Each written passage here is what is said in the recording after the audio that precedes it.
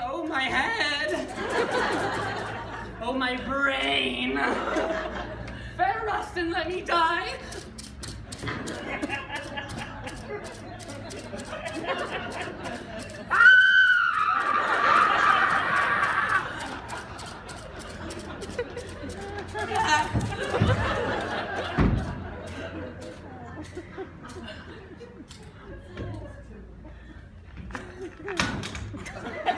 Epilogue!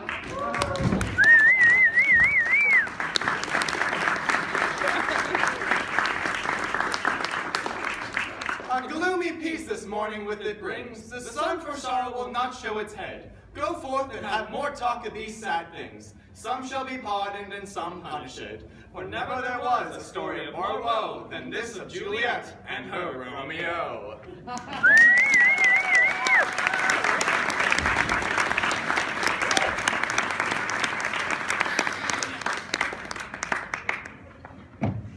Ladies and gentlemen, in preparing this complete work show, we've encountered the difficulty in trying to make these 300-year-old plays accessible to a modern audience. Now, one popular trend is to transpose Shakespeare's tales to modern settings, and we've seen evidence of this with settings such as the New Lunar Landscape, Nazi prisoner of war camps, and even Vancouver. Now, for this setting, we have traced the Shakespeare steps in a pre-Nietzsche society for the totality of Jungian circular relationships of form, matched with the complete oddness of metaphysical cosmologies and the ethical morals entrenched in the collective subconscious of a totalitarian race. So, we now present to you Shakespeare's first tragedy, Titus Andronicus, as a cooking program. Good evening, ladies and gentlemen. Good evening, gourmets, and welcome to Roman Meals. I am your host, Titus Andronicus. And look, you've had a long day, your left hand chopped off, bam! Your son's murdered, your daughter's raped, her tongue cut out, and both her hands chopped off, bam, bam! But the last thing you want to do is cook, right? That is, unless, of course, you cook the rapist and serve him to his mother at a dinner party. Right? Right? Well, by the end of the evening, I will show you how. Good evening, Lavinia. Hi. And how are we doing today? I know it's a pisser, ain't it? But we will have our revenge, won't we? I will grind your bones to dust. And with your blood in it, I'll make a paste. And with this paste, a coffin I will rear and make a pasty of your shameful head. Bang! Come, Lavinia, receive the blood. Hi. Now, the first thing you want to do is release the chlorinated artery to the jugular vein like so. Now, you're going to want to use a big bowl because the human body has at least 4 quarts of blood in it. And you don't want to miss a single drop. Forget about it. All right, thank you, Lavinia. And now when your victim is dead, which should be about now, I will grind his bones to powder small. And with this hateful liquor temperate, and with this paste, let his vile head be baked on about 350 degrees. 40 minutes later, you have the most delicious human head pie, fit to serve a king. Now, who will be the first to try this delicious treat? Come on, how about you? It's finger looking good. Thank you, Dad. High five. Well, that's about all the time we have. Thank you so much for tuning in, and do join us next week when we have a very special guest, Timon of Athens, who will make a very delicious ratatouille out of the Merry Wives of Windsor. But until then, bon appetit. Bang! Bang!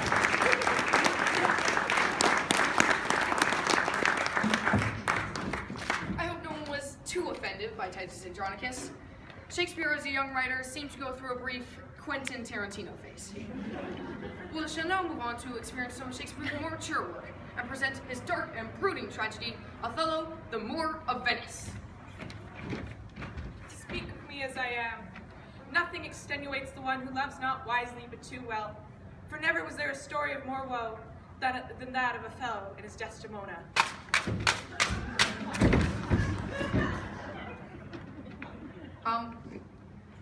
I left Summer on her own to research this play. Apparently, she looked up Moor in the dictionary and thought it was a place where you tie up boats.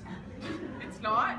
See, this context is completely ridiculous because in the 16th century, the term Moor was a word used for a black person. Now I feel stupid. Go with the feeling.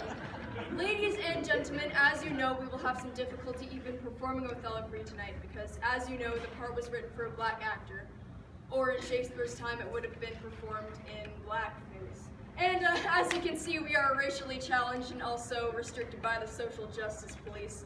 So the bottom line is that we won't be able to perform Othello for you tonight.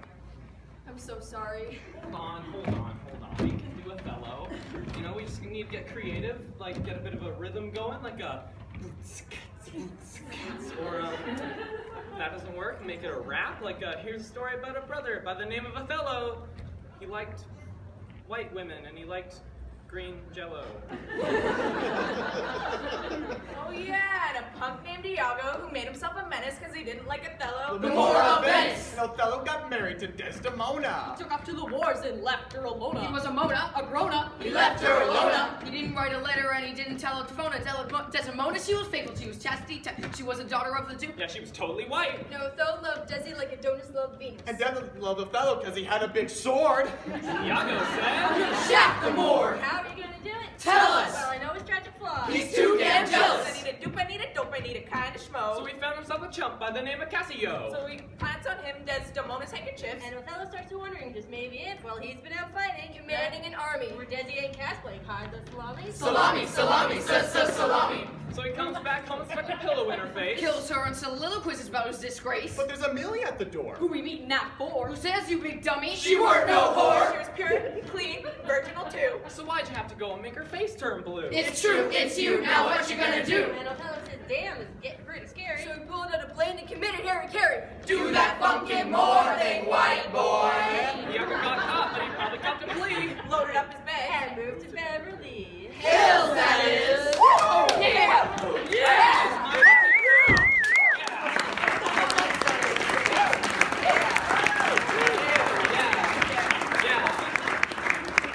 Alright, well, let's move on from some of the heavy travesties for a bit and do the comedies for a while. Comedy! You see, when it came to comedy, Shakespeare was an expert at borrowing and adapting plot devices from theatrical traditions. These influences include the Roman plays of Plautus and Terence and Ovid's Metamorphosize, which are hysterically funny, as I'm sure you all agree. Yeah, basically Shakespeare stole every comedy here. Oh, come on, that's a harsh word. Okay, he distilled 3 of the 4 comic gimmicks of his time, then milked them into 16 plays. Well, you see, Shakespeare was a formula writer. Once he found a device that worked, he used it Over and over and over again.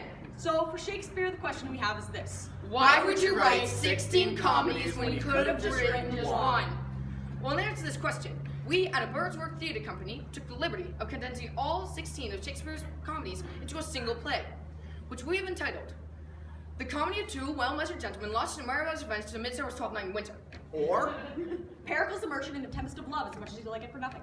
or, 4 weddings and a transvestite.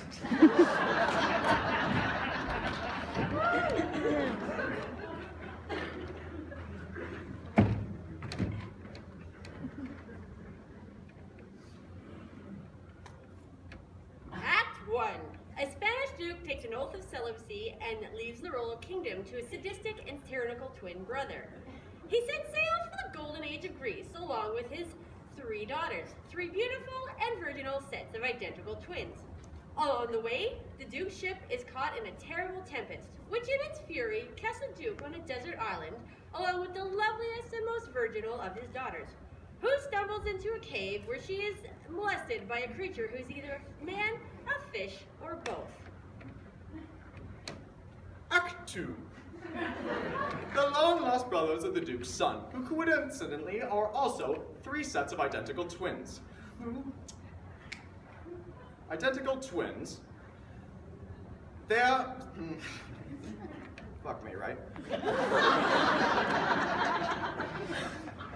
They've just arrived in Italy, and though they're still possessed of an inner nobility, they're ragged, destitute, penniless, infested shadows of the men they once were. They're forced to borrow money from an old Jew who deceives them into putting down their brains as collateral on the loan. Next, the brothers fall in love with 6 Italian sisters, 3 of whom are sharp-tongued, contentious little shrews, and the other 3 are submissive, airheaded little dimbits. Act 3. The shipwrecked identical daughters of the Duke wash up on the shores of Italy disguised as men.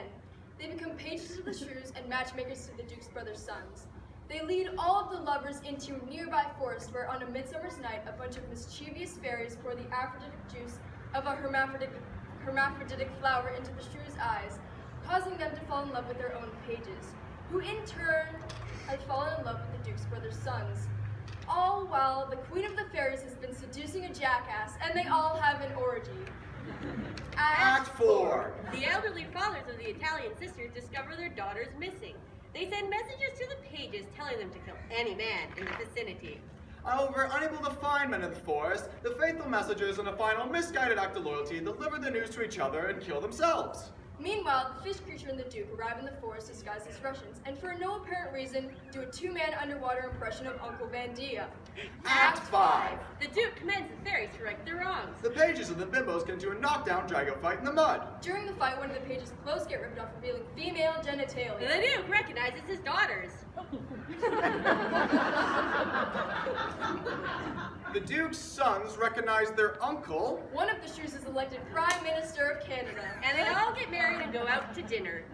Except for a minor character in the second act who gets eaten by a bear. And the Duke's brother's sons, unable to pay back the old Jew, get themselves a lobotomy. And they all live happily ever after.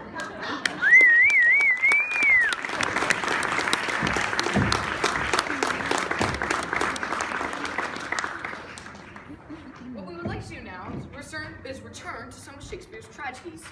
Basically, we found that the comedies are not as funny as the tragedies. So what we would like to start off with is William Shakespeare's Scottish play, Macbeth. Which you're not really supposed to talk about in theater. Unless you're performing it. Because it's cursed. Ooh! Very scary. So what we'd like to do for you tonight is perform an abbreviated version of Macbeth. And with a little bit of extra research and practice, we are able to do so in perfect Scottish accents.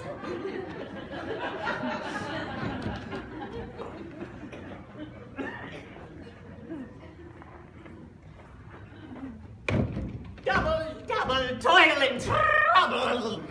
Doc, stay, you imperfect speaker! Mac, tell me Mac more! Macbeth, beware, Macduff! No man or woman born shall harm Macbeth or cannot. Doc, that'd be great! That Mac what Mac I Mac fear of Macduff! See you, Jimmy! And know that Macduff from his mother's womb was untimely raped. What do you think about that? What the bloody disgusting Leon Haggis bread! Macbeth, you killed me wife, you killed me wee bairns, and you did a poop in me soup. Oh, you did. I have thrown half of it away.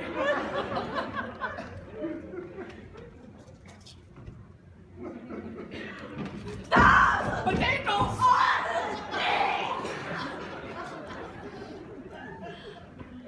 Here ye lies the usurper's cursed head. Macbeth, ye arse is out the window, for... And know that there never was a story of more blood and death than this of Mr. and Mrs. Macbeth. Thank you.